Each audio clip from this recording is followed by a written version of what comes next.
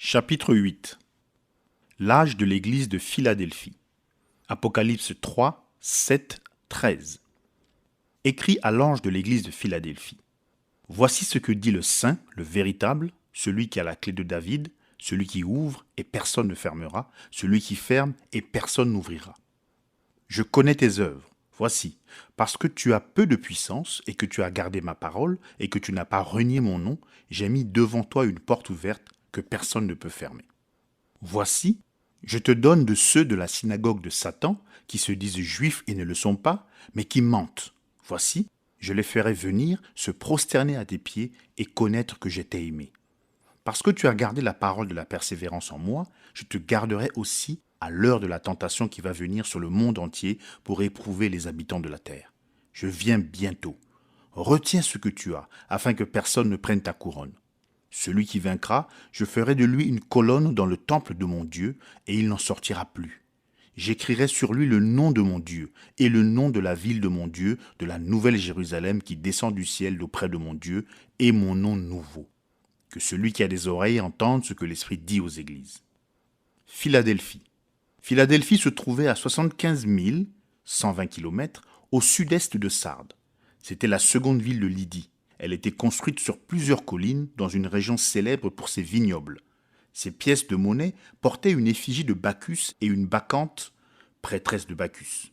Sa population comprenait des juifs, des chrétiens d'origine juive et des païens qui s'étaient convertis au christianisme. La ville eut à subir de nombreux tremblements de terre. Pourtant, parmi les 7 cités de l'Apocalypse, c'est elle qui dura le plus longtemps. En fait, elle existe toujours sous le nom turc d'Al-Séir, c'est-à-dire la cité de Dieu. L'empreinte des pièces de monnaie nous suggère que le dieu de cette ville était Bacchus. Or, Bacchus correspond à Ninus ou Nimrod. Il est celui que l'on pleure, bien que pour la plupart d'entre nous, il évoque les orgies et l'ivresse. Voilà qui répand la lumière dans nos esprits. Nous avons ici une pièce de monnaie qui porte d'un côté le dieu et de l'autre la prêtresse ou prophétesse. Or, jeter une pièce en l'air, est-ce que cela fait une différence si elle tombe d'un côté ou de l'autre? Non, monsieur, c'est toujours la même pièce. Voilà la religion catholique de Jésus et Marie. Mais nous ne pensons pas seulement à Rome. Non, il n'y a pas que la grande prostituée. Certainement pas. En effet, elle est devenue mère par ses fornications. Ses filles sont des pièces de la même frappe.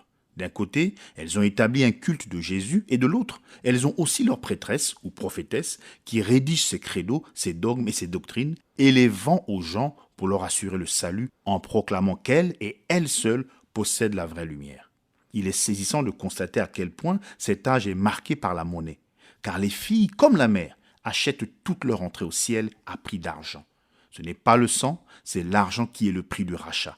Ce n'est pas l'esprit, c'est l'argent qui est leur moteur. Le dieu de ce monde, Mammon, a aveuglé leurs yeux.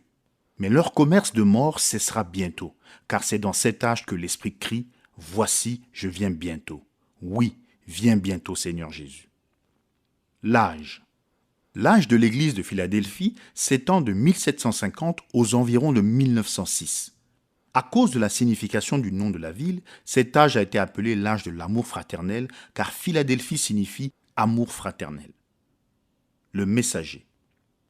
Il ne fait aucun doute que le messager de cet âge était John Wesley. John Wesley, né à Epworth le 17 juin 1703, était l'un des 19 enfants de Samuel et Susanna Wesley. Son père était aumônier dans l'église anglicane. Mais la tournure d'esprit religieuse de John vient certainement beaucoup plus de la vie exemplaire de sa mère que de la théologie de son père. John fut un brillant érudit.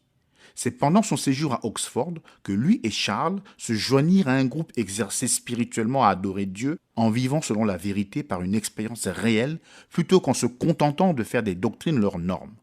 Ils firent une sorte de guide spirituel d'œuvres telles que donner aux pauvres, visiter les malades et les prisonniers. C'est pour cela qu'on les affubla par dérision du nom de méthodistes et d'autres noms encore. Or, John voyait combien les peuples du monde avaient besoin de religion et il le vit d'une manière tellement claire qu'il partit comme missionnaire en Amérique, en Géorgie, pour évangéliser les Indiens. Pendant le voyage, il découvrit que de nombreux passagers du bateau étaient des frères moraves. Leur humilité, leur esprit pacifique et leur courage, en toutes circonstances, l'impressionnèrent profondément. En dépit de son abnégation et de son travail acharné, ses efforts en Géorgie se soldèrent par un échec. Il retourna en Angleterre en disant « Je suis allé en Amérique pour convertir les Indiens, mais oh, moi, qui me convertira ?» De retour à Londres, il reprit contact avec les frères Moraves. Ce fut Pierre Bowler qui lui montra le chemin du salut. Il passa réellement par la nouvelle naissance, au grand désarroi de son frère Charles, qui se mit fort en colère, ne pouvant pas comprendre comment un homme aussi spirituel que John puisse dire qu'il n'était pas en ordre avec Dieu auparavant. Pourtant, peu après, Charles fut lui-même sauvé par la grâce.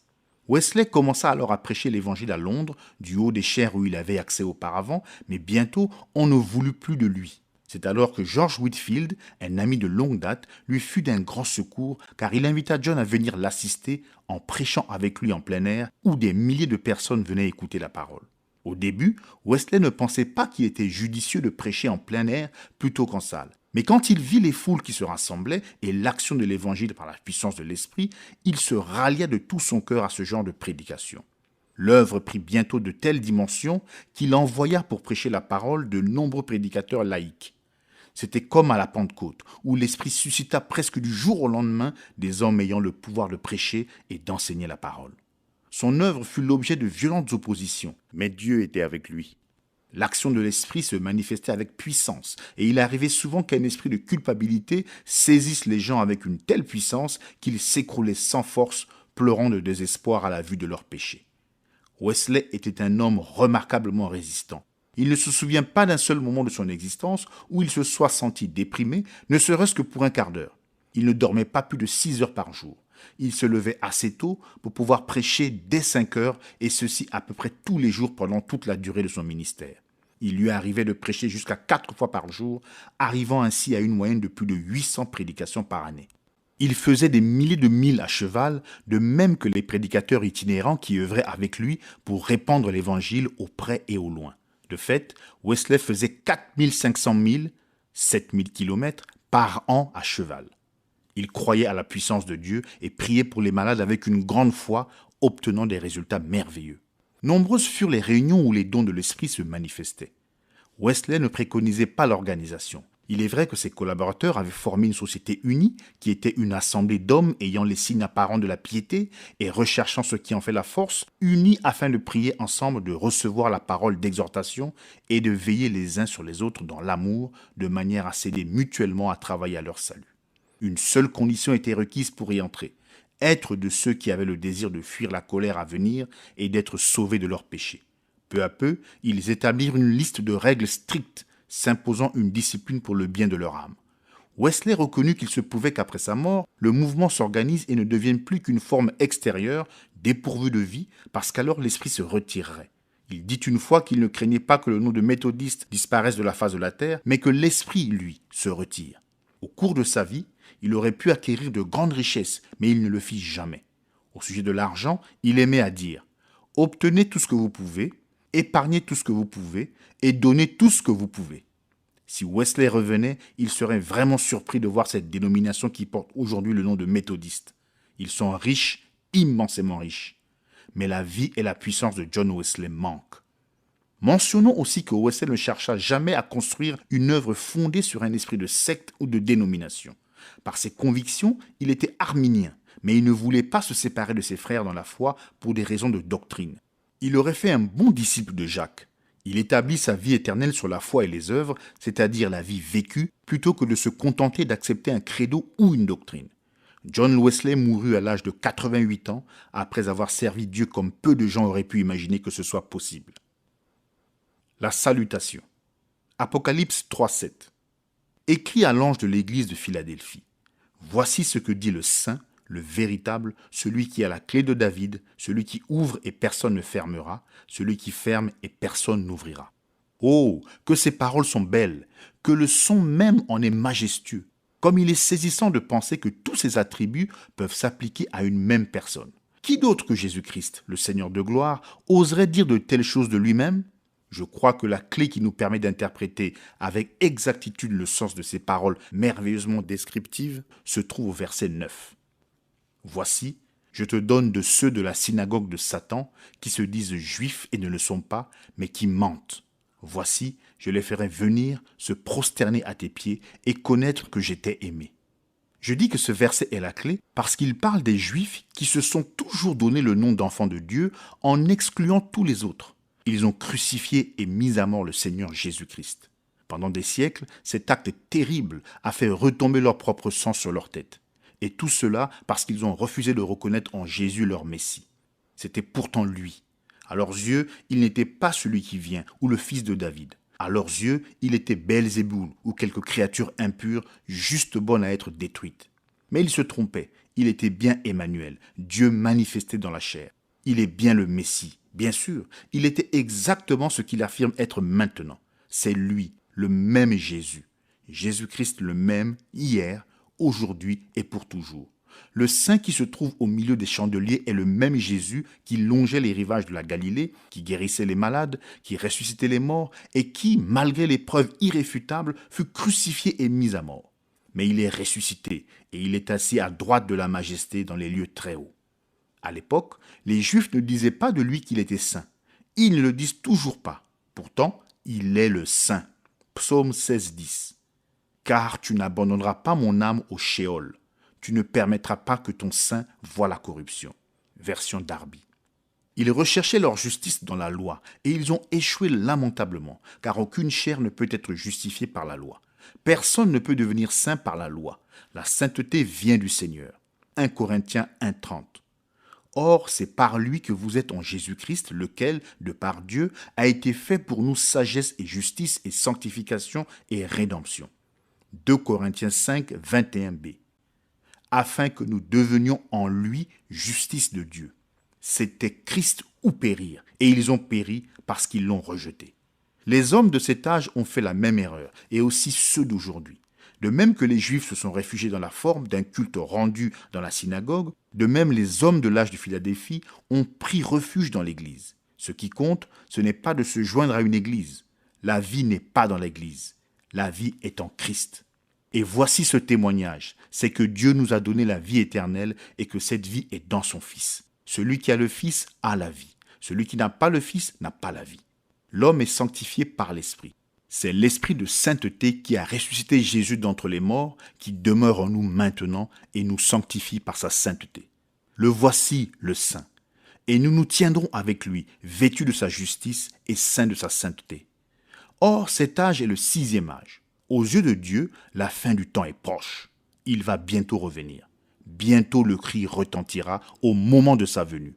Que celui qui est souillé se souille encore, et que le juste pratique encore la justice, et que celui qui est saint se sanctifie encore.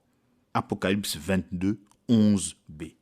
Oh, combien je suis heureux que ma sainteté ne vienne pas de moi-même. Je suis heureux d'être en Christ, ayant reçu tous les merveilleux attributs de sa justice. Oui, ils m'ont été accordés. Dieu soit béni à jamais. Voici ce que dit le véritable.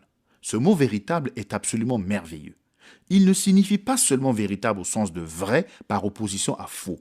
Il exprime la réalisation parfaite d'une idée par rapport à sa réalisation partielle. Rappelons par exemple que Jésus a dit dans Jean 6, 32 « Moïse ne vous a pas donné le pain du ciel, mais mon Père vous donne le vrai pain du ciel. » Jean 15, 1 « Je suis le vrai cep. » Hébreux 9, 24 car Christ n'est pas entré dans un sanctuaire fait de main d'homme en imitation du véritable, mais il est entré dans le ciel même afin de comparaître maintenant pour nous devant la face de Dieu. 1 Jean 2, 8 car les ténèbres se dissipent et la lumière véritable paraît déjà. Comme ce mot exprime en effet, tel qu'illustré dans ces versets, la réalisation parfaite par rapport à l'idée de réalisation partielle. Nous pouvons maintenant comprendre, comme jamais auparavant, la notion d'antitype par rapport au type et celle d'objet par rapport à l'ombre. Prenez par exemple la manne du ciel. Pour Israël, Dieu a fait descendre du ciel le pain des anges. Mais ce pain ne rassasiait pas. Il n'était bon que pour un jour. Ceux qui en mangeaient avaient de nouveau faim le lendemain. Si on le gardait, les vers s'y mettaient. Mais Jésus est le vrai pain du ciel, alors que la manne n'en était qu'un type. Et si quelqu'un mange de ce pain qui vient du ciel, il n'aura plus jamais faim. Il n'a pas besoin de retourner en manger. Dès l'instant où il en prenait, il avait la vie éternelle. C'était bien cela, la réalité. Plus besoin du nombre, plus besoin d'un salut partiel. Nous avons le salut complet. De même que Jésus n'est pas une partie de Dieu, il est Dieu. Personne ne pourrait nier qu'Israël avait la lumière. Ils étaient le seul peuple à posséder la lumière en tant que nation. C'est comme en Égypte. Au moment où l'obscurité était telle qu'on aurait pu la toucher, cependant il y avait de la lumière dans les maisons des Israélites. Mais maintenant, la vraie lumière est venue, la lumière du monde, c'est Jésus. Moïse et les prophètes ont apporté la lumière par le moyen des Écritures qui annonçaient le Messie. C'est ainsi qu'Israël avait la lumière. Mais maintenant, l'accomplissement de la lumière est venu, et ce qui n'était que la parole rougeoyante a jailli dans tout l'éclat de Dieu manifesté au sein de son peuple. Alors que la colonne de feu répandait la lumière pendant la nuit, ce qui était merveilleux, maintenant la lumière et la vie étaient manifestées dans la plénitude de la divinité dans un corps. Israël prenait la génisse rousse et la sacrifiait sur l'autel pour la rémission des péchés. Pendant une année, les péchés du coupable étaient couverts. Mais couvrir le péché ne pouvait pas enlever le désir de pécher. Ce n'était pas une offrande parfaite. C'en était l'ombre qui devait durer jusqu'au moment où le vrai sacrifice viendrait. Ainsi, chaque année, l'homme devait offrir un sacrifice et chaque année, il devait revenir parce qu'il avait toujours le même désir de pécher. La vie de l'animal servait à expier le péché de l'homme, mais comme le sang versé n'était que le sang d'un animal et que la vie sacrifiée n'était que celle d'un animal, cette vie ne pouvait pas revenir sur l'homme. Et même si elle était revenue, elle n'aurait pas été utile. Par contre, quand Christ, le substitut parfait, a été offert et que son sang a été versé, alors la vie qui était en Christ est revenue sur le pécheur repentant. Et comme cette vie était la vie parfaite de Christ, juste et sans péché, le coupable était alors libéré, car il n'avait plus le désir de pécher. La vie de Jésus était revenue sur lui. C'est ce que signifie Romains 8,2. La loi de l'esprit de vie en Jésus-Christ m'a affranchi de la loi du péché et de la mort. Mais les Juifs du temps de Jésus ne voulaient pas accepter ce sacrifice. Le sang des taureaux et des boucs n'amenait rien à la perfection. C'était la manière de faire que Dieu avait instituée pour un temps passé. Mais maintenant, Christ était venu dans un corps de chair, alors par son sang versé, il a éliminé le péché et cette offrande qu'il a faite de lui-même nous a rendus parfaits. Les Juifs n'ont pas voulu accepter cela. Mais qu'en est-il de cet âge de Philadelphie ? Oui, et qu'en est-il des autres âges ? Ont-ils vraiment accepté cette réalité en Christ ? Non, monsieur. Luther a eu beau apporter la vérité sur la justification, l'Église catholique et sa contrepartie orientale, l'Église orthodoxe, sont quand même restés attachés aux œuvres. Or, les œuvres sont une bonne chose, mais elles ne sauvent pas, elles ne rendent pas parfait. C'est Christ ou périr. Même pas Christ et les œuvres, mais Christ tout seul. Et c'est avec cet âge que débuta la période de l'arminianisme, qui ne croit pas que Christ est la réalité. Il ne chante pas rien que le sang. Il chante rien que le sang et ma bonne conduite. Pourtant, je prône une bonne conduite. Si vous êtes sauvés, vous marcherez selon la justice, comme nous l'avons déjà vu. Mais là, je vous dis bien que le salut, ce n'est pas Jésus plus quelque chose. C'est Jésus seul. Le salut vient de l'Éternel. Du commencement à la fin, tout vient de Dieu. Que sa vie soit en moi, que son sang me purifie, que son esprit me remplisse, que sa parole soit dans mon cœur et ma bouche, que ses meurtrissures me guérissent, que ce soit Jésus et Jésus seul. Non à cause des œuvres de justice que j'aurais faites, non monsieur, Christ est ma vie. Amen. Je pourrais facilement continuer à vous parler de ces vérités indéfiniment, mais je veux seulement vous apporter encore une pensée. C'est celle qui se dégage de ce magnifique cantique d'A.B. Simpson. Autrefois, c'était la bénédiction. Maintenant, c'est le Seigneur. J'ai eu les sentiments, maintenant j'ai sa parole. Autrefois, je voulais ses dons, maintenant c'est le donateur que je veux. Autrefois, je cherchais la guérison, maintenant c'est lui seul que je cherche. Le tout, en tout, pour toujours, c'est Jésus que je chanterai.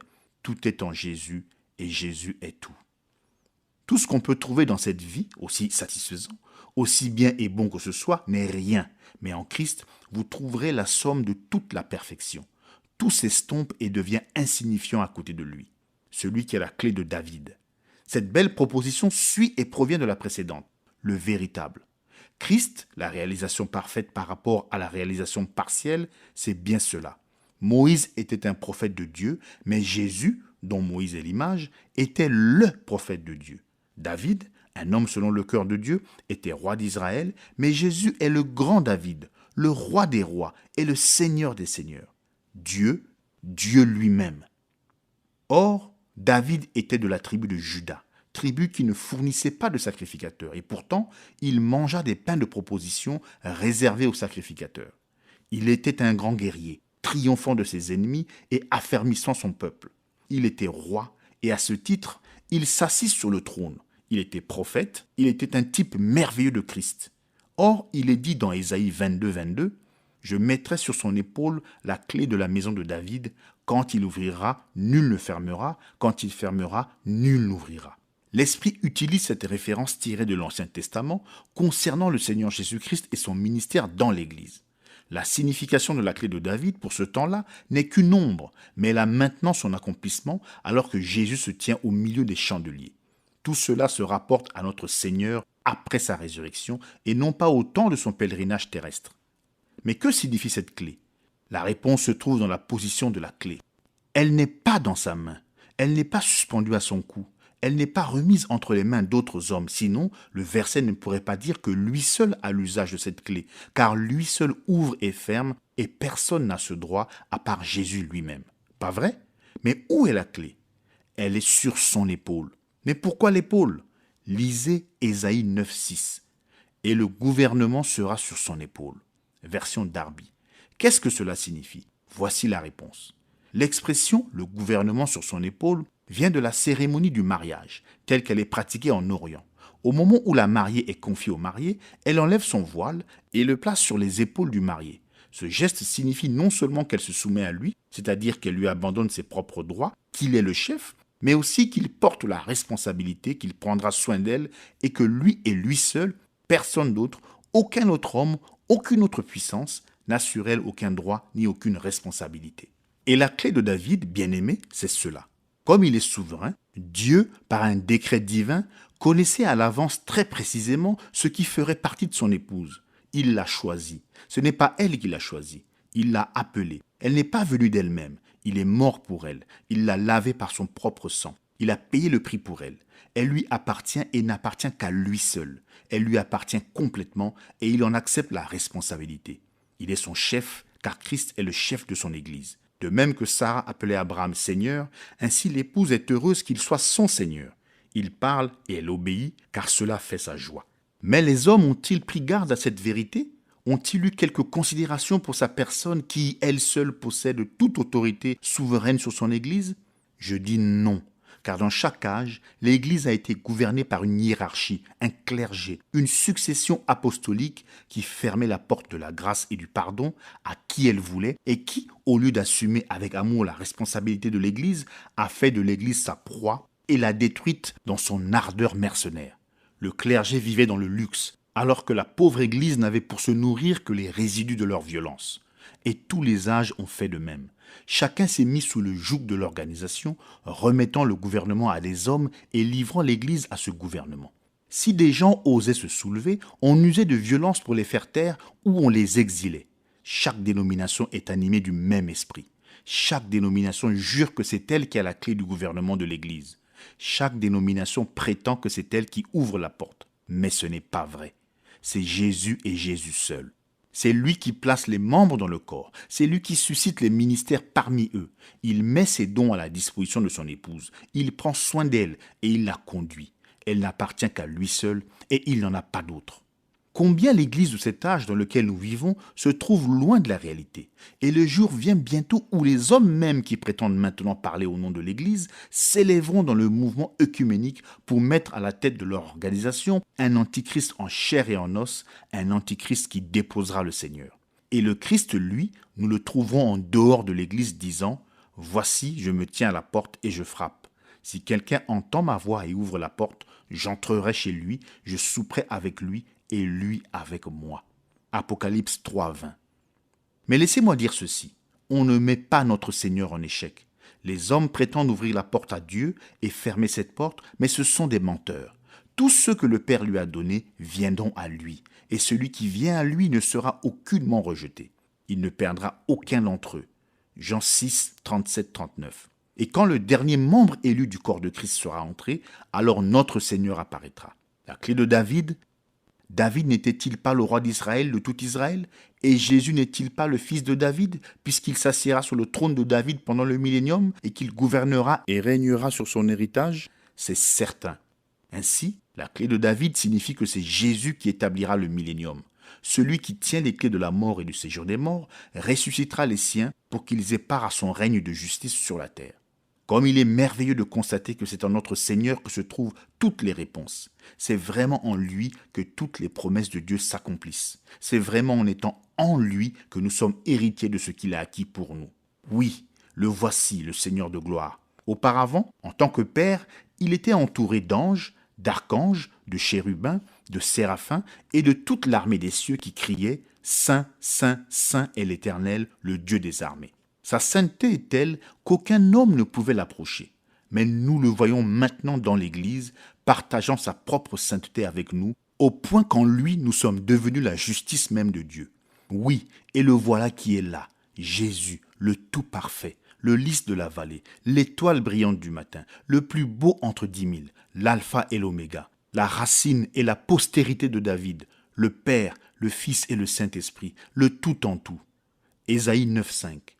Car un enfant nous est né, un fils nous est donné, et la domination reposera sur son épaule. On l'appellera admirable, conseiller, Dieu puissant, Père éternel, Prince de la paix. En lui se trouve l'accomplissement parfait. Bien qu'il y ait eu un temps où nous ne faisions aucun cas de lui, maintenant nous l'aimons dans une joie ineffable et glorieuse. Il se tient au milieu de l'Église et nous chanterons sa louange, car lui, le puissant conquérant, est le chef de l'Église qui est son épouse. Il a racheté cette épouse, elle lui appartient, elle est à lui seul, et il y prend soin d'elle. Il est notre roi, et nous sommes son royaume, son bien éternel. Or, vous vous rappellerez qu'au début du verset 7, j'ai dit que le verset 9 nous aiderait à le comprendre. J'espère que vous avez vu ce que je voulais dire. Jésus s'est présenté comme celui qui est saint, véritable, ou la seule réalité, celui qui a la clé de David, celui qui ouvre et qui ferme, et c'est l'exacte vérité. Ces mots le décrivent parfaitement. Mais les Juifs de ce temps-là l'ont refusé, lui et tout ce qu'il était. Ils ont rejeté leur Sauveur et tout ce qu'il était pour eux. Et les chrétiens de nom ont fait la même chose aujourd'hui. Ils ont fait exactement comme les Juifs. Les Juifs l'avaient crucifié et s'étaient ensuite attaqués aux vrais croyants. Les chrétiens de nom l'ont crucifié à nouveau et ils ont attaqué la vraie Église pour la détruire. Mais Dieu est fidèle et celui qui est au-dessus de tout reviendra. Alors il montrera qu'il est le seul souverain, et alors même qu'il démontrera ce qu'il est au monde et que le monde entier se prosternera à ses pieds, le monde entier se prosternera en même temps aux pieds des saints, démontrant ainsi que les saints avaient raison dans leur position à son égard. Que Dieu soit béni à jamais. L'âge de la porte ouverte. Apocalypse 3,8. Je connais tes œuvres. Voici, j'ai mis devant toi une porte ouverte que personne ne peut fermer, car tu as peu de force, et tu as gardé ma parole, et tu n'as pas renié mon nom. Version Darby. La première proposition de ce verset, je connais tes œuvres, est analysée dans le reste du verset, car leurs œuvres ont un rapport avec la porte ouverte, le peu de force, la parole et le nom.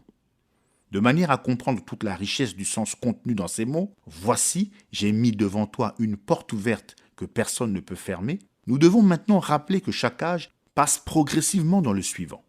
Aucun âge ne s'est terminé brusquement et aucun n'a commencé à un moment très précis, mais au contraire, chacun s'est fondu dans le suivant d'une manière imperceptible. La transition entre cet âge et le suivant est particulièrement progressive. Cet âge ne se prolonge pas simplement dans le dernier âge, mais à bien des égards, le dernier âge n'est qu'un prolongement du 6e âge. Le 7e âge, un âge très court, rassemble ses forces pour une œuvre rapide. Tout le mal de chaque âge s'y retrouvera et pourtant aussi toutes les réalités de la Pentecôte. Quand l'âge de Philadelphie arrive presque à sa fin, l'âge de Laodicée vient rapidement amener l'ivraie comme le blé à maturité pour la moisson. Liez d'abord l'ivraie pour la brûler, mais amassez le blé dans mon grenier. Matthieu 13,30. Veuillez bien garder en tête que l'âge de Sardes a marqué le début de la réforme et que cette réforme doit se poursuivre jusqu'à ce que le grain planté à la Pentecôte ait accompli le cycle complet, ayant été planté, arrosé, nourri, etc., jusqu'à ce qu'il ait reproduit la semence d'origine. Pendant ce temps, l'ivraie qui avait été semée devra suivre son propre cycle et être aussi moissonnée. C'est exactement ce que nous voyons se produire. Pensez seulement aux saisons et vous aurez une très bonne image de tout cela. La plante que vous avez vue croître dans toute sa force en été se met tout à coup à monter en graines. On ne peut pas dire à quel moment exact l'automne a pris la place de l'été. Le passage s'est fait de façon imperceptible. Il en est de même pour les âges de l'Église et plus particulièrement pour les 2 derniers. C'est à cet âge que Jésus dit « Je viens bientôt ». Verset 11.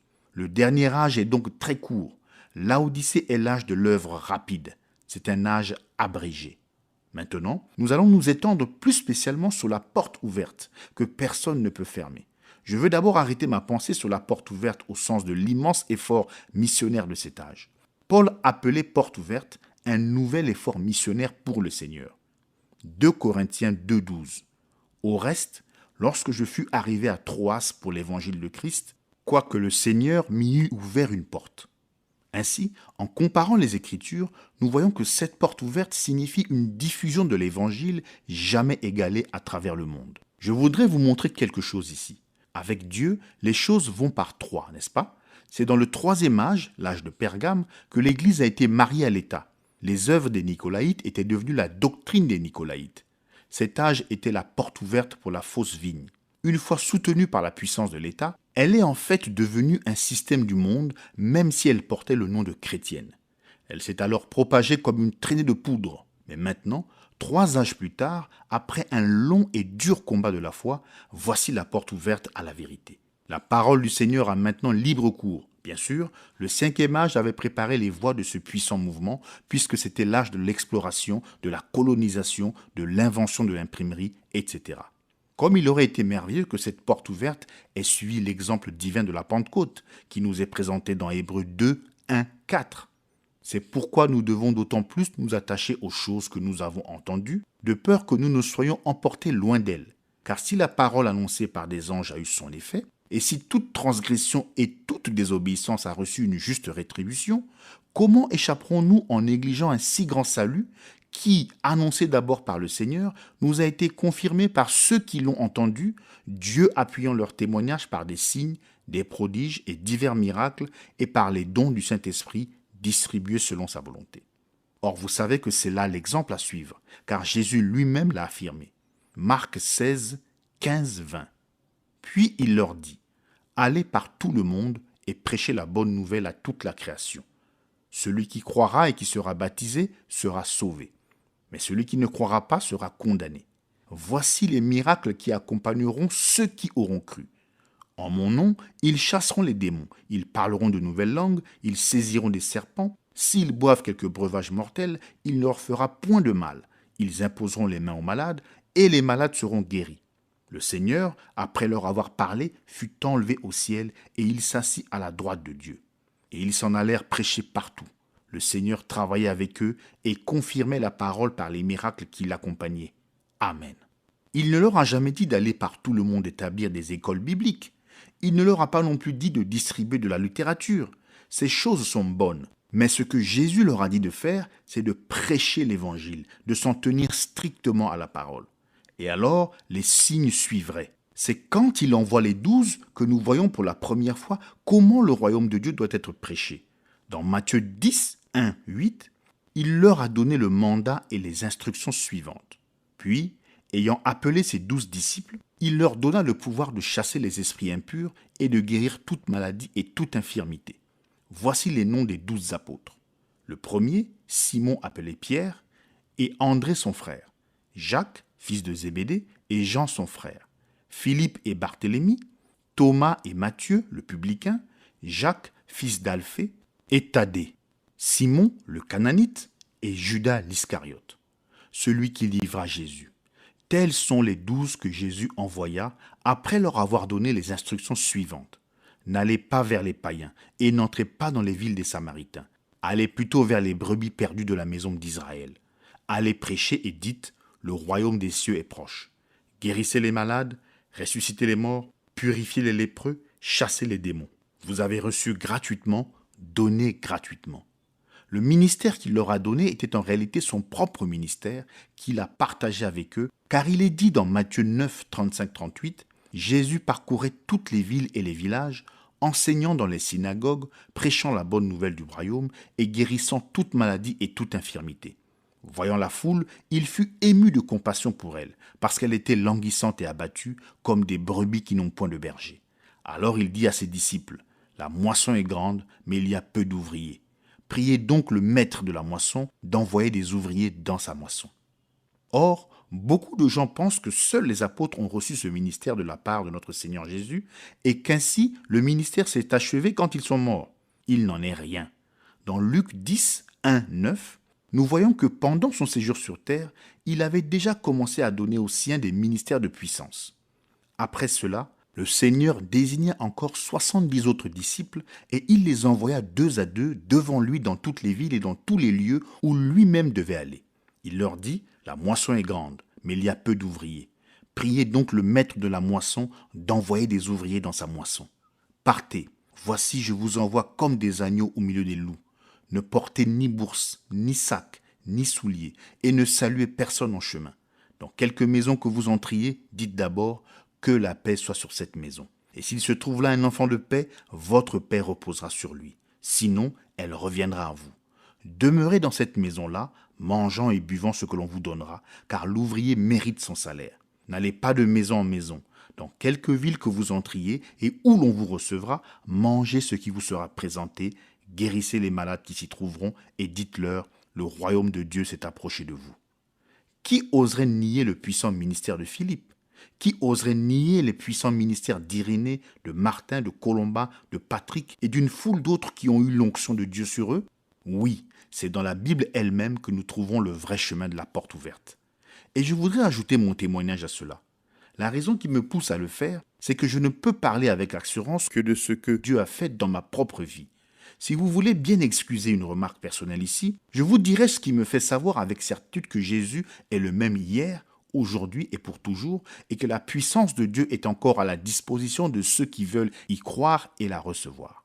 Au cours de ma tournée missionnaire en Afrique du Sud, Dieu a tellement béni ce voyage que quand je suis arrivé à Durban, le seul endroit susceptible d'accueillir tout le monde était l'énorme champ de course, le deuxième au monde en taille. La foule dépassait largement les 100 000 personnes. Pour des raisons de réglementation et d'ordre public, on avait dressé des barrières séparant les différentes tribus. Des centaines de policiers assuraient le maintien de l'ordre. Ces âmes affamées avaient parcouru de nombreux milles. Une reine était venue de Rhodésie accompagnée d'un train de 27 voitures chargées d'indigènes. Les gens arrivaient, cheminant péniblement par monts et par vaux, sur des milles et des milles, portant sur leur dos ceux des leurs qui avaient besoin d'aide. Tout le pays fut ému par les œuvres puissantes manifestées par le Saint-Esprit. Un après-midi, alors que je commençais mon service, une femme musulmane monta sur l'estrade. Il y avait des milliers de musulmans présents à cette réunion. Comme elle se tenait devant moi, un missionnaire qui travaillait parmi les musulmans se mit à implorer doucement le Seigneur. « Oh, pour cette chère âme! Oh, pour cette chère âme !» Il était dans le pays depuis bien des années et selon son propre témoignage, il n'avait vu qu'un seul musulman s'avancer pour recevoir Jésus-Christ comme son sauveur. Ce sont des descendants des Mèdes et des Perses dont les lois ne changent pas. Ils sont vraiment difficiles à gagner. Il semble que musulman un jour, musulman toujours est un principe qui fait loi chez eux. Eh bien, pendant que cette femme se tenait devant moi, je commençais à lui parler à travers les interprètes, à elle et au milieu de musulmans qui étaient là. Je dis, n'est-il pas vrai que les missionnaires vous ont parlé d'un Jésus qui est venu pour vous sauver? Vous auriez dû voir les regards que les gens échangeaient quand je dis cela. Ils me répondirent que c'était vrai. Alors, je continuais et leur dis, « Mais les missionnaires vous ont-ils lu dans ce livre ?» J'ai levé ma Bible pour qu'ils puissent la voir, que ce même Jésus était un puissant guérisseur et qu'il vivrait dans son peuple à travers les âges jusqu'au jour où il viendrait de nouveau pour les prendre avec lui? Vous ont-ils dit que le même esprit qui était en Jésus est en eux et qu'à cause de cela, ils pourraient faire les mêmes œuvres puissantes que Jésus? Vous ont-ils dit que vous pouviez être guéris tout comme vous pouvez être sauvés? Combien d'entre vous aimeraient voir ce même Jésus descendre parmi nous et faire les mêmes choses qu'il a faites quand il était sur la terre il y a bien longtemps? Ils le désiraient tous. Voilà une chose sur laquelle ils étaient tous bien d'accord. Je continuais. Si Jésus par son esprit fait ce qu'il a fait quand il était sur la terre, alors croirez-vous à sa parole? Et cette femme musulmane était là devant moi. L'esprit commença à agir à travers moi. Je lui dis, « Vous savez bien que je ne vous connais pas. Je ne connais même pas votre langue. » Elle acquiesça. Je dis, « Pour ce qui est de vous guérir, vous savez que je ne le peux pas. Mais vous avez entendu le message de cet après-midi et vous m'avez compris. » Son interprète indien me transmit sa réponse. Elle l'avait compris parce qu'elle avait lu le Nouveau Testament. Or, les musulmans sont descendants d'Abraham. Ils croient en un seul Dieu, mais ils rejettent Jésus en tant que fils de Dieu et mettent à sa place Mahomet, qu'ils considèrent comme le prophète de Dieu. Ils nient que Jésus est ressuscité après sa mort. C'est ce que leurs prêtres leur enseignent et ils le croient. Je dis, mais Jésus est réellement mort et ressuscité. Il a envoyé son esprit sur l'Église. Cet esprit qui était en lui est le même esprit qui est maintenant dans l'Église. Il a le pouvoir de faire ce que Jésus a fait, et il le fera. Il a dit dans Jean 5, 19, « Le Fils ne peut rien faire de lui-même, il ne fait que ce qu'il voit faire au Père. Et tout ce que le Père fait, le Fils aussi le fait pareillement. » Par conséquent, si Jésus vient et me révèle la nature de votre maladie ou la raison pour laquelle vous êtes ici, s'il peut me dire quel a été votre passé, alors vous pourrez sûrement croire pour ce qui est de l'avenir, n'est-ce pas? Elle dit par l'interprète « oui ». Je dis « très bien, puisse-t-il me parler ?» Ces musulmans étaient là qui observaient attentivement. Ils se penchaient tous en avant pour voir ce qui allait se passer. Alors le Saint-Esprit parla. « Votre mari est un homme court et trapu. Il a une moustache noire. Vous avez 2 enfants. Il y a environ 3 jours, vous êtes allé chez le médecin et il vous a examiné. Vous avez un kyste de l'utérus. » Elle inclina la tête et dit « c'est vrai ». Je lui demandai « Comment se fait-il que vous soyez venu vers moi, un chrétien? Pourquoi n'êtes-vous pas allé chez votre prophète musulman ?» Elle dit « Je pense que vous pouvez m'aider. » Je dis « Je ne peux pas vous aider, mais si vous recevez Jésus-Christ comme votre sauveur, alors lui, qui est ici en ce moment même et qui sait tout sur vous, il vous aidera. » Elle dit « J'accepte Jésus comme mon sauveur. » Et voilà, elle a été guérie. Et environ 10 000 musulmans sont venus à Christ ce jour-là parce que l'évangile avait été prêché non seulement en parole, mais aussi en puissance. Dieu n'a jamais dit à personne de travailler pendant 30 ans pour ne rien récolter. Il nous a donné la porte ouverte de la parole et de la puissance et nous sommes censés en faire bon usage. C'est cela qui a donné à Paul un ministère grand et efficace. 1 Corinthiens 2,4 « Et ma parole et ma prédication ne reposaient pas sur les discours persuasifs de la sagesse, mais sur une démonstration d'esprit et de puissance. » Maintenant, écoutez bien. C'est pendant le même voyage, alors que je prenais l'avion à New Salisbury en Rhodésie, que je vis un groupe de 4 personnes avec des passeports américains. J'allai vers eux et leur dis « Bonjour, je vois que vous avez des passeports américains. Vous êtes en voyage ?» Le jeune homme me répondit « Non, nous sommes tous missionnaires ici. »« C'est très bien, dis-je. Êtes-vous indépendant ou bien travaillez-vous dans le cadre d'une organisation ?»« Nous sommes méthodistes. Nous venons de Wilmore, dans le Kentucky, dit-il. »« Eh bien, dis-je, c'est tout près de chez moi. » « Alors, ne seriez-vous pas ce frère Branham qui vient précisément de là-bas ?» Je dis « Oui, c'est bien cela. » Cela le refroidit complètement. Il ne voulut plus dire un mot. Il fallait voir les regards qu'ils s'échangeaient dans tous les sens, lui et les 3 demoiselles qui l'accompagnaient. Alors je dis « Une minute, mon garçon. Je voudrais vous parler, à vous tous, de quelques principes, puisque nous sommes entre chrétiens et que nous sommes ici pour une grande œuvre. Vous venez de me dire que vous êtes ici tous les 4 depuis 2 ans. Pouvez-vous affirmer dans le nom de Jésus que vous pouvez mettre le doigt sur une seule âme que vous savez avoir gagnée au Seigneur? Il ne le pouvait pas. Je ne voudrais pas vous blesser, mesdemoiselles, dis-je, mais vous devriez être à la maison, en train d'aider vos mères à faire la vaisselle. Vous n'avez rien à faire sur le champ de mission, à moins d'avoir été rempli du Saint-Esprit et de prêcher le vrai évangile par une démonstration de la puissance du Saint-Esprit.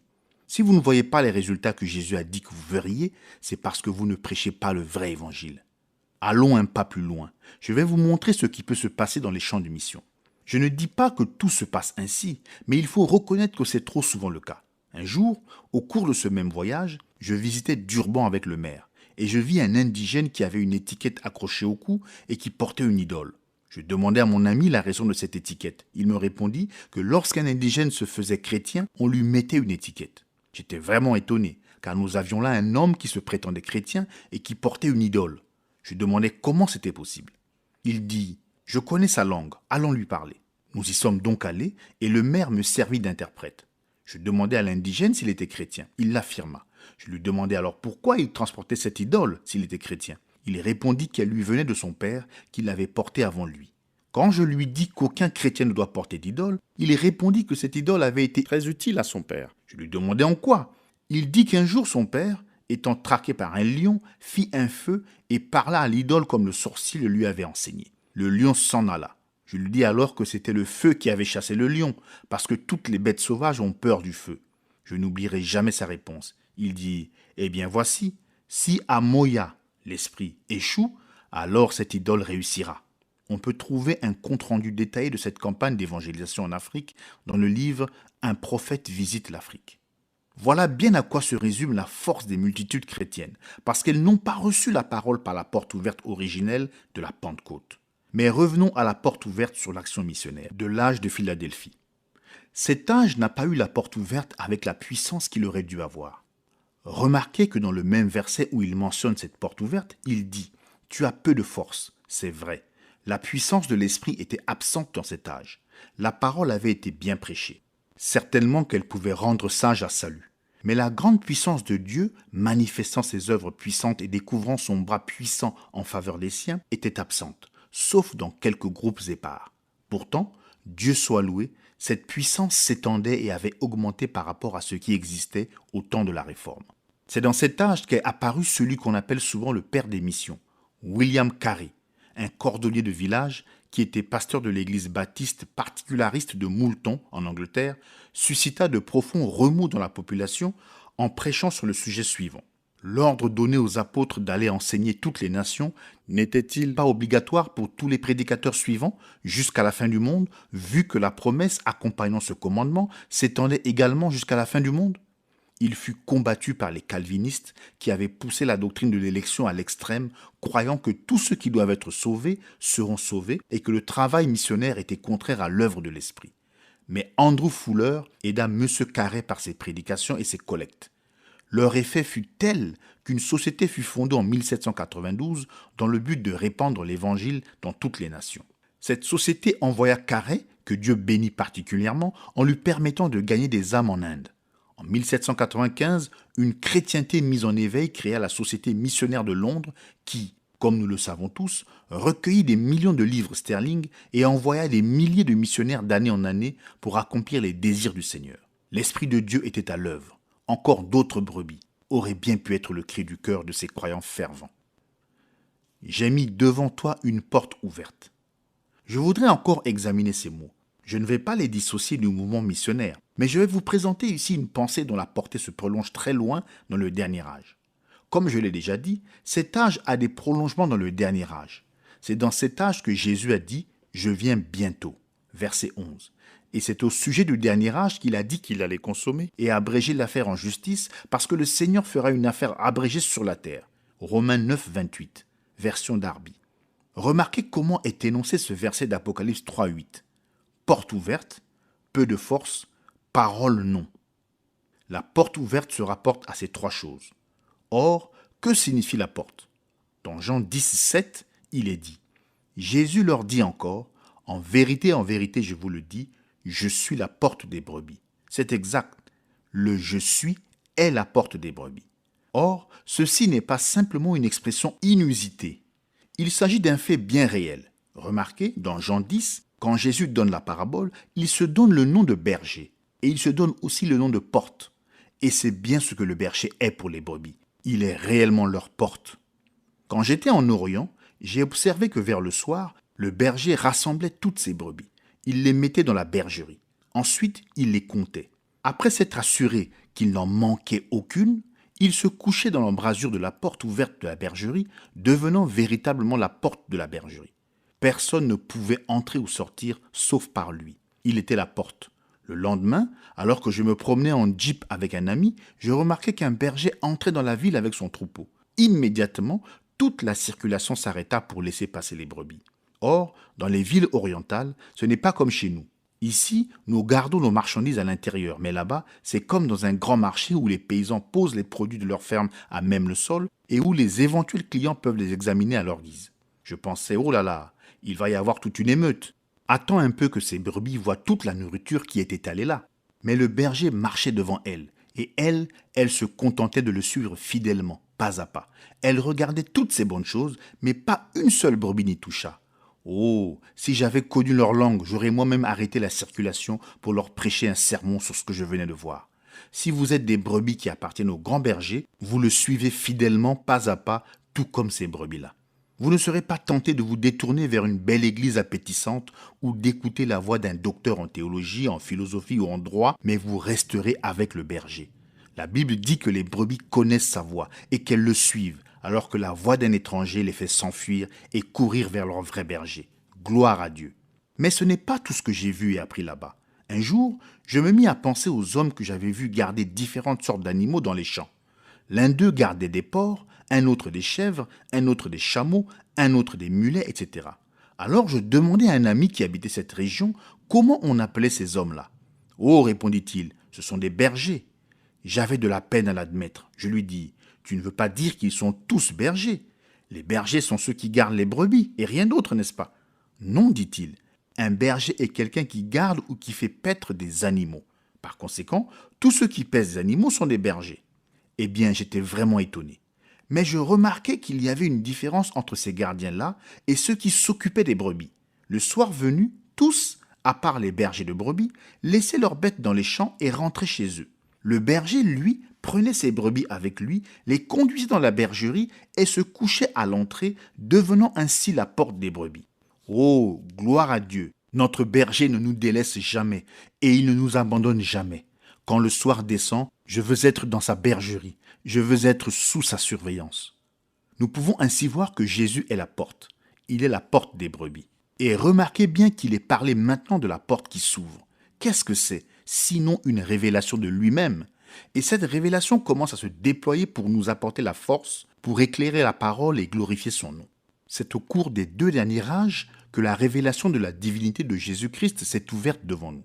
Oui, nous savions qu'il était Dieu. Sans cela, comment pourrait-il être notre sauveur? Mais de savoir qu'il était le seul Dieu ou rien d'autre que Dieu, qu'il était l'alpha et l'oméga, que ce Jésus était à la fois Seigneur et Christ, étant ainsi le Seigneur Jésus-Christ, le Père, le Fils et le Saint-Esprit, le tout en une seule personne. Tout cela avait été perdu dès les premiers âges de l'Église, mais maintenant nous le voyons de nouveau.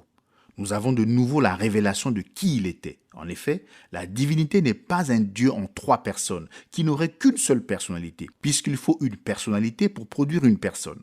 S'il n'y a qu'une personnalité, il n'y a qu'une personne. Par contre, ceux qui croient en 3 personnes ont une divinité en 3 dieux, et ils se rendent ainsi coupables d'avoir violé le premier commandement. Mais la révélation de la divinité nous est revenue. Maintenant, la vraie Église peut de nouveau augmenter en puissance. Après tout ce temps, elle sait enfin qui est son Seigneur. Nous baptisons de nouveau au nom du Seigneur Jésus, tout comme il le faisait à la Pentecôte. Je vais vous raconter un songe que Dieu m'a donné au sujet du baptême trinitaire. Ce n'était pas une vision mais un songe. Vous savez, j'en suis sûr, qu'une des bénédictions des âges de l'Église était de recevoir des songes par le Saint-Esprit, exactement comme on peut recevoir des visions. C'était un samedi matin, vers 3 heures. Je m'étais levé pour donner un peu d'eau à Joseph. Quand je me suis recouché, je me suis tout de suite endormi et j'ai eu ce songe. Je voyais un homme qui était censé être mon père. Il était grand et robuste. Je voyais aussi une femme qui était censée être ma mère, mais qui ne lui ressemblait pas, de même que cet homme ne ressemblait pas à mon père. Cet homme était très méchant avec sa femme. Il avait en main un gros bâton à 3 arêtes. Vous savez, c'était comme la bûche triangulaire qu'on obtient quand on fend un rondin à la hache pour en faire du bois de chauffage. Il frappait sa femme avec ce bâton jusqu'à ce qu'elle tombe. Et pendant qu'elle gisait en pleurs sur le sol, il marchait alentour en bombant le torse et le visage empreint d'un tel orgueil et d'une telle vantardise qu'il semblait particulièrement fier, content d'avoir tabassé une pauvre femme. Chaque fois qu'elle essayait de se relever, il la frappait. Comme je n'étais pas du tout d'accord avec ce qu'il faisait, je pensais à l'arrêter, mais je me suis dit, je ne peux pas m'attaquer à cet homme, il est bien trop grand. De plus, il est censé être mon père. Mais au fond de moi-même, je savais qu'il n'était pas mon père et je savais qu'aucun homme n'a le droit de traiter une femme comme cela. Je suis allé vers lui, je l'ai saisi au collet, je l'ai fait tourner sur lui-même et je lui ai dit « Tu n'as pas le droit de la frapper ». Pendant que je disais cela, ma musculature augmentait et je suis devenu comme un géant. L'homme voyait cela et il a eu peur de moi. J'ai dit « Si tu la frappes encore, tu auras affaire à moi ». Il n'osa plus la frapper, alors le songe me quitta. Je me réveillai tout de suite après ce songe. Je trouvais cela vraiment bizarre. Je me demandais pourquoi j'avais rêvé au sujet de cette femme quand soudain il vint. Je reconnus la présence de Dieu et il me donna l'interprétation du songe. Et vous savez bien que non seulement j'ai interprété vos songes correctement, mais combien de fois ne vous ai-je pas moi-même raconté vos songes de sorte que vous n'avez pas eu besoin de me le dire? La femme représente l'Église du monde d'aujourd'hui. Je suis né au beau milieu de tout ce gâchis, de ce gâchis où elle se trouve. Elle était censée être une sorte de mère. Elle est la mère des prostituées. Son mari représente les dénominations qui la gouvernent. Le bâton à 3 arêtes représente le faux baptême trinitaire dans les 3 titres. Chaque fois qu'elle essayait de se relever, c'est-à-dire chaque fois que les assemblées commençaient à accepter la vérité, il la faisait retomber au moyen de cette fausse doctrine. Il était si grand que j'avais peur de lui au début. Mais dès que je me suis mis à l'attaquer, voilà que mes muscles s'étaient développés et remplis de force. C'étaient les muscles de la foi. L'enseignement de ce songe, c'était que puisque Dieu est avec moi et qu'il peut me donner une telle force, alors il faut que je lutte pour l'Église contre le pouvoir des dénominations du monde et que je m'oppose à lui pour qu'il cesse de la frapper. Je ne cherche pas du tout à construire une doctrine à partir d'un songe. Je ne cherche pas non plus à confirmer par un songe l'exactitude d'une doctrine que je soutiens. On peut voir l'unité de la divinité de Genèse 1.1 à Apocalypse 22.21. Mais les gens ont été aveuglés par un dogme de la Trinité, contraire à l'Écriture, et ce dogme est accepté d'une manière tellement universelle qu'il est pratiquement impossible d'essayer de voir la vérité. Un Dieu unique en une personne.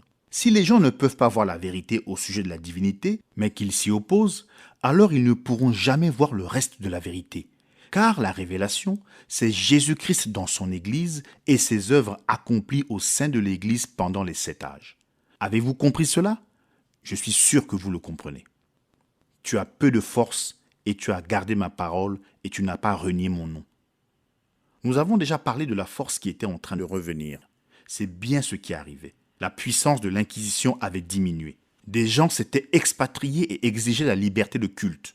Le joug de la hiérarchie était en train d'être brisé. Les gouvernements trouvaient sage de ne pas défendre un parti plutôt que l'autre. En fait, des gens mal dirigés, quoique bien intentionnés, étaient prêts à partir en guerre pour défendre leurs droits religieux. Peut-être que la plus grande démonstration de force religieuse de cet âge a été le fait que le grand réveil wesleyen a empêché la révolution en Grande-Bretagne, alors que cette révolution secoua la France. Ainsi, la Grande-Bretagne fut gardée pour être un instrument dans la main de Dieu pendant de longues années glorieuses. Jamais la prédication de la parole ne prit une telle extension. Alors que Satan mettait en route ses hordes de libres penseurs, que ceux qui furent à l'origine du communisme se levaient et que les théologiens libéraux répandaient la souillure de leurs marchandises, Dieu suscita de puissants combattants de la foi et les plus grandes œuvres de littérature chrétienne, d'enseignement et de prédication viennent de cette époque. Jamais les prédicateurs et les docteurs de cet âge n'ont été égalés et ils ne le seront jamais. Les Spurgeon, Parker, McLaren, les Edward, Bunyan, Muller, Brennard, Barnes, Bishop, tous sont de ce temps-là. Ils ont prêché, enseigné et écrit la parole. Ils ont glorifié son nom. Le jugement des faux juifs. Apocalypse 3.9. Voici, je te donne de ceux de la synagogue de Satan qui se disent juifs et ne le sont pas, mais qui mentent. Voici, je les ferai venir, se prosterner à tes pieds et connaître que je t'ai aimé. Remarquons tout de suite que ce problème des faux juifs ou faux croyants existait déjà dans le second âge. Ceux qui prenaient faussement le nom de juifs sont apparus immédiatement après la première effusion, celle du premier âge, et voici qu'ils apparaissent de nouveau dans l'âge qui suit la réforme. On ne peut guère voir là quelque chose de purement accidentel. Cela n'a effectivement rien d'un hasard. C'est un principe de Satan. Ce principe est de former une organisation, de prétendre être ceux de l'origine et d'en tirer en conséquence des droits et des privilèges spéciaux. Je vais vous le montrer. Dans l'âge de Smyrne, il y avait des gens qui mentaient en disant qu'ils étaient des juifs ou des croyants véritables, alors qu'ils ne l'étaient absolument pas. Ils étaient de la synagogue de Satan. Ils étaient le groupe organisé de Satan. Car c'est dans cet âge que nous voyons des ministres prendre un pouvoir injustifié sur leurs frères dans le ministère, des évêques établis par district au-dessus des anciens. Ensuite, nous avons vu que dans le troisième âge, il y avait bien un endroit appelé le trône de Satan. Cet âge-là nous a donné le mariage de l'Église avec l'État. Appuyée par la puissance de l'État, l'Église devint réellement invincible sur le plan physique. Mais Dieu brisa cette emprise en dépit de la puissance de l'État et la réforme apporta une grande lumière. Mais que s'est-il passé ? Les luthériens se sont organisés et joints à l'État et nous voyons de nouveau la synagogue de Satan manifestée dans ce sixième âge. Bien sûr, ceux de cette synagogue n'admettront pas qu'ils sont de Satan. Non, monsieur. Ils disent qu'ils sont de Dieu, mais ils mentent. Car celui qui est un vrai juif, et c'est ce qu'il prétendait être, c'est celui qui est juif intérieurement, en esprit. Ainsi, s'ils sont de faux juifs, cela signifie qu'ils sont comme il est dit dans Jude 19, n'ayant pas l'esprit. Les enfants de Dieu sont nés de l'esprit. Ceux-ci n'ont pas l'esprit et par conséquent, ce ne sont pas des enfants de Dieu, malgré toutes leurs protestations et quoi qu'ils fassent pour essayer de prouver qu'ils le sont. Ils sont morts. Ce sont des enfants de l'organisation. Ils ne portent pas les fruits véritables. Ils sont édifiés sur la base de leur propre credo, dogme et doctrine, et la vérité n'est pas en eux, car ils ont mis leur propre dessein au-dessus de la parole de Dieu. Je vais vous montrer ce que je me suis efforcé d'enseigner tout au long de cet exposé au sujet des deux vignes qui proviennent de deux esprits différents. Cette fois, prenons l'exemple de Jésus et de Judas. Jésus était le Fils de Dieu. Judas était le fils de perdition. Dieu est entré en Jésus, Satan est entré en Judas. Jésus avait un ministère plein du Saint-Esprit, car vous savez comment Dieu a oint du Saint-Esprit et de force Jésus de Nazareth qui allait de lieu en lieu, faisant du bien et guérissant tous ceux qui étaient sous l'emprise du diable, car Dieu était avec lui.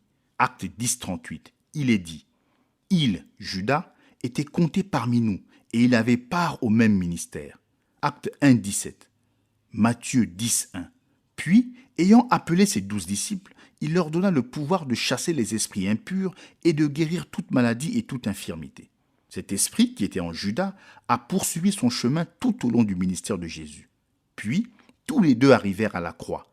Jésus fut pendu à la croix, donnant volontiers sa vie pour les pécheurs et remettant son esprit à Dieu. Son esprit est allé vers Dieu pour être ensuite déversé dans l'Église à la Pentecôte. Mais Judas s'est pendu et son esprit est retourné à Satan. Mais après la Pentecôte, ce même esprit qui était en Judas est descendu dans la fausse vigne qui pousse côte à côte avec la vraie vigne.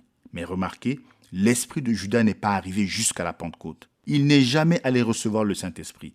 Cela lui était impossible. Mais que recherchait cet esprit de Judas? Il recherchait la bourse pleine d'or. Comme il aimait l'argent, il l'aime toujours. S'il s'agite de ci, de là au nom de Jésus, accomplissant de grandes choses et tenant d'importantes réunions, ce qui compte le plus pour lui, c'est encore l'argent, les bâtiments, l'instruction et tout ce qui est de conception purement matérialiste. Observez bien l'esprit qui est sur eux et ne vous laissez pas séduire. Judas faisait partie des 12 et il faisait des miracles lui aussi, mais il ne possédait pas l'Esprit de Dieu pour lui-même. Ce qu'il avait, c'est un ministère. Il n'est jamais allé jusqu'à la Pentecôte car il ne faisait pas partie de la vraie semence. Il n'était pas un véritable enfant de Dieu. Non, monsieur. Et maintenant même, c'est comme cela que les choses se passent dans la synagogue de Satan. Ne vous laissez pas séduire. Vous ne vous laisserez pas séduire si vous faites partie des élus mêmes. Jésus a dit que vous ne vous laisseriez pas séduire. Oui, ces gens disent qu'ils sont des chrétiens, mais ils n'en sont pas. Je les ferai venir se prosterner à tes pieds et connaître que je t'ai aimé. 1 Corinthiens 6, 2. Ne savez-vous pas que les saints jugeront le monde? Il n'y aura pas seulement 12 apôtres assis sur 12 trônes, jugeant les 12 tribus d'Israël, mais les saints également jugeront le monde. C'est là que ceux qui prétendent appartenir à Dieu et qui prétendent que Dieu les aime verront exactement qui est enfant de Dieu et qui est aimé du Fils. Oui, le jour vient où tout cela sera rendu manifeste. Ceux qui actuellement gouvernent le monde, dans une certaine mesure, et qui, pendant le dernier âge, érigeront à la bête une image au moyen de laquelle ils gouverneront vraiment le monde, ceux-là seront humiliés un jour, quand Jésus viendra avec ses saints pour juger le monde selon la justice. C'est exactement ce que nous avons vu dans Matthieu 25, où tous ceux qui ont manqué la première résurrection comparaîtront devant le juge et son épouse. L'éloge et la promesse. Apocalypse 3:10. Parce que tu as gardé la parole de ma patience, moi aussi, je te garderai de l'heure de l'épreuve qui va venir sur la terre habitée tout entière pour éprouver ceux qui habitent sur la terre. Version Darby. Qu'entend-il par la parole de sa patience? Hébreux 6, 13, 15. Car lorsque Dieu fit la promesse à Abraham, puisqu'il n'avait personne de plus grand par qui jurer, il jura par lui-même, disant « Certes, en bénissant je te bénirai, et en multipliant je te multiplierai. » Et ainsi, Abraham, ayant eu patience, obtint ce qui avait été promis. Version Darby. Voyez-vous, l'Esprit parle de la parole de Dieu qui nous est donnée. Attendre l'accomplissement de cette parole demandait de la patience, comme cela a été le cas pour Abraham. Il a persévéré comme voyant celui qui est invisible. Il a été patient et à la fin, la parole s'est accomplie. Voilà comment Dieu enseigne la patience à son peuple. Bien sûr, s'il accomplissait sa parole par une manifestation matérielle au moment même où vous priez, vous n'apprendriez jamais la patience, mais vous deviendriez encore plus impatient face à la vie. Laissez-moi vous présenter cette vérité de façon encore plus complète. Hébreux 11, 17. C'est par la foi qu'Abraham offrit Isaac lorsqu'il fut mis à l'épreuve et qu'il offrit son fils unique, lui qui avait reçu les promesses, la parole de Dieu. C'est bien cela. Abraham a été mis à l'épreuve. après avoir reçu la parole de la promesse. La plupart pensent que dès le moment où nous prions dans le nom de Jésus pour recevoir les bonnes promesses de Dieu, il ne peut pas y avoir de mise à l'épreuve. Mais ici, il est dit qu'Abraham a été mis à l'épreuve après avoir reçu la promesse. C'est tout à fait exact, selon le psalmiste qui fait référence à Joseph. Psaume 105, 19. Jusqu'au temps où arriva ce qu'il avait dit, la parole de l'Éternel l'éprouva. Version Darby. Dieu nous a fait les plus grandes et les plus précieuses promesses. Il a promis de les accomplir et il le fera. Mais entre le moment où nous prions et celui où nous recevrons la réponse, nous devons apprendre à recevoir la patience dans notre âme, car c'est seulement dans la patience que nous possédons la vie. Puisse Dieu nous aider à apprendre cette leçon, comme nous savons que ceux du 6e âge ont eux-mêmes appris la patience. Nous pouvons lire la biographie de ces grands chrétiens. Quel contraste nous voyons entre leur vie et la nôtre. Ils étaient si paisibles et patients, alors qu'aujourd'hui, nous sommes emportés par notre impatience et notre hâte. Il leur dit ensuite, « Parce que tu as accepté ma parole et que tu l'as vécue, devenant ainsi patient, je te garderai de l'heure de la tentation qui va venir sur le monde entier pour éprouver les habitants de la terre. » Une fois de plus, nous voyons que les deux âges se recouvrent, car cette promesse se rapporte à la fin du temps des nations qui aboutit dans la grande tribulation. Je te garderai aussi de l'heure de la tentation qui va venir sur le monde entier pour éprouver les habitants de la terre. Ce verset ne déclare pas que la vraie Église entrera dans la tribulation et la subira. Si c'était le cas, il l'aurait dit. Mais il dit « Je te garderai de l'heure de la tentation ». Cette tentation est tout à fait comme la tentation de l'Éden. Ce serait une proposition très attrayante, faite en contradiction directe avec ce qui nous est ordonné dans la parole de Dieu. Pourtant, si on la considère par le raisonnement humain, elle sera tellement juste, elle apportera tellement de lumière et de vie qu'elle séduira complètement le monde. Seuls les élus ne se laisseront pas séduire. La tentation viendra de la manière suivante. Le mouvement œcuménique, qui est parti sur un principe si beau et si béni, en apparence, d'accomplir la prière de Christ que nous serons tous un, devient tellement fort politiquement qu'il fait pression sur les gouvernements pour en arriver à ce que tous s'y rattachent directement ou adhèrent à des principes qu'il a édictés et qui auront reçu force de loi en sorte que personne ne sera reconnu comme étant réellement une église à moins de se soumettre directement ou indirectement à ce conseil œcuménique. Les petits groupes perdront leur statut, leurs privilèges, etc., jusqu'à perdre même leurs biens matériels et leurs droits d'assistance spirituelle. Par exemple, dans beaucoup de villes, si ce n'est dans la plupart, on ne peut pas louer un local pour y tenir des services religieux sans l'approbation du conseil ecclésiastique local. Pour devenir aumônier à l'armée, dans les hôpitaux, etc., il est pratiquement obligatoire d'être reconnu par les groupes trinitaires œcuméniques. À mesure que cette pression s'accroîtra, et elle s'accroîtra effectivement, il deviendra de plus en plus difficile de résister, car résister signifie perdre ses privilèges. C'est pourquoi beaucoup seront tentés de suivre le mouvement, car ils auront le sentiment qu'il est préférable de servir Dieu publiquement dans le cadre de cette organisation, plutôt que de ne pas du tout le servir publiquement. Mais ils se trompent. Croire au mensonge du diable, c'est servir Satan, même si vous voulez lui donner le nom de Jéhovah. Mais les élus ne seront pas séduits. De plus, les élus seront non seulement gardés, mais quand ce mouvement sera devenu l'image érigée à la bête, les saints auront déjà été emportés dans l'enlèvement. Et ce petit mouvement séduisant et plein d'attrait qui avait débuté dans un esprit de communion à Éphèse deviendra le monstre de Satan qui souillera et séduira le monde entier.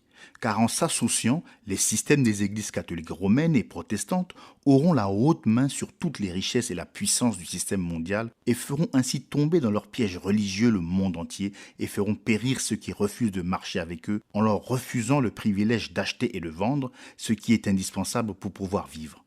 Tout cela s'accomplira très simplement, car les filles de la prostituée sont pratiquement déjà retournées auprès d'elle. En attendant, Rome a acquis presque toutes les réserves d'or. Les Juifs ont les titres et tout l'argent. Au temps marqué, la prostituée détruira le système monétaire actuel en faisant rentrer tout l'argent et en exigeant l'or. Sans or, le système s'effondre. Les Juifs seront acculés et entreront dans l'alliance et l'église prostituée prendra le contrôle du monde entier. La promesse faite aux siens. Apocalypse 3, 11, 12. Je viens bientôt. Retiens ce que tu as, afin que personne ne prenne ta couronne. Celui qui vaincra, je ferai de lui une colonne dans le temple de mon Dieu, et il n'en sortira plus. J'écrirai sur lui le nom de mon Dieu et le nom de la ville de mon Dieu, de la nouvelle Jérusalem qui descend du ciel d'auprès de mon Dieu, et mon nom nouveau. Nous n'avons pas besoin de nous étendre plus longuement sur le fait qu'il vient bientôt.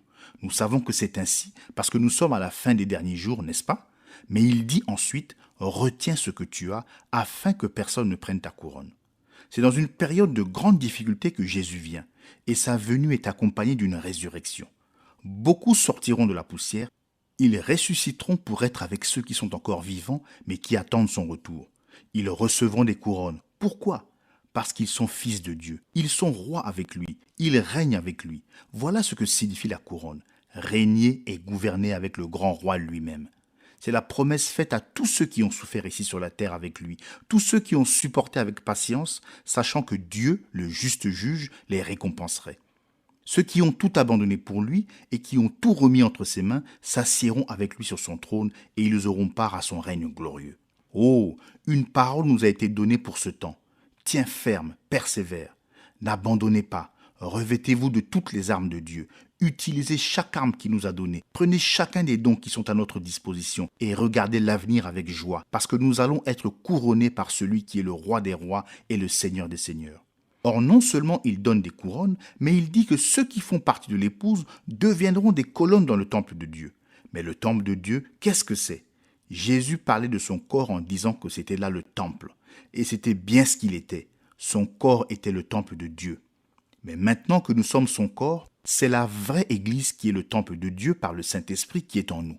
Maintenant, il va faire de celui qui vaincra une colonne dans ce temple. Mais qu'est-ce qu'une colonne ? Une colonne, en fait, c'est une partie de la fondation, car elle soutient la superstructure. Gloire à Dieu. Voilà qui met le vainqueur sur le même plan que les apôtres et les prophètes, car il est dit dans Éphésiens 2, 19, 22, « Ainsi donc, vous n'êtes plus des étrangers, ni des gens du dehors, mais vous êtes concitoyens des saints, gens de la maison de Dieu. Vous avez été édifiés sur le fondement des apôtres et des prophètes, Jésus-Christ lui-même étant la pierre angulaire. En lui, tout l'édifice bien coordonné s'élève pour être un temple saint dans le Seigneur. En lui, vous êtes aussi édifiés pour être une habitation de Dieu dans l'esprit. Oui, ce verset 22 dit bien que nous faisons comme eux partie de l'édifice. Tout a dû passer par la porte, Jésus, et fait partie de ce corps ou temple. Or, quand Dieu place un homme dans le temple pour en faire une colonne, qu'il fait de lui une partie de ce groupe qui constitue le fondement, que fait-il en réalité ? Il lui donne la révélation de la parole et de lui-même, parce que c'est exactement ce qu'ont reçu les apôtres et les prophètes. Matthieu 16, 17. Il est là dans la parole, c'est là qu'il se tient. Personne ne peut l'en faire sortir. Pesez bien ce mot, vaincra. Jean pose la question, qui est celui qui est victorieux ? Et la réponse vient immédiatement. Celui qui croit que Jésus est le Christ. Il ne dit pas que le vainqueur est celui qui croit en un Jésus et en un Christ, mais celui qui croit que Jésus est le Christ.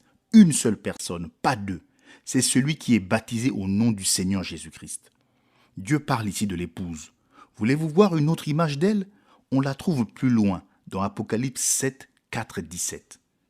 Et j'entendis le nombre de ceux qui avaient été marqués du sceau, 144 000, de toutes les tribus des fils d'Israël. De la tribu de Juda, 12 000 marqués du sceau, de la tribu de Ruben, 12 000, de la tribu de Gad, 12 000, de la tribu d'Asser, 12 000, de la tribu de Nephtali, 12 000, de la tribu de Manassé, 12 000, de la tribu de Siméon, 12 000, de la tribu de Lévi, 12 000, de la tribu d'Issachar, 12 000, de la tribu de Zabulon, 12 000, de la tribu de Joseph, 12 000, de la tribu de Benjamin, 12 000, marqués du sceau.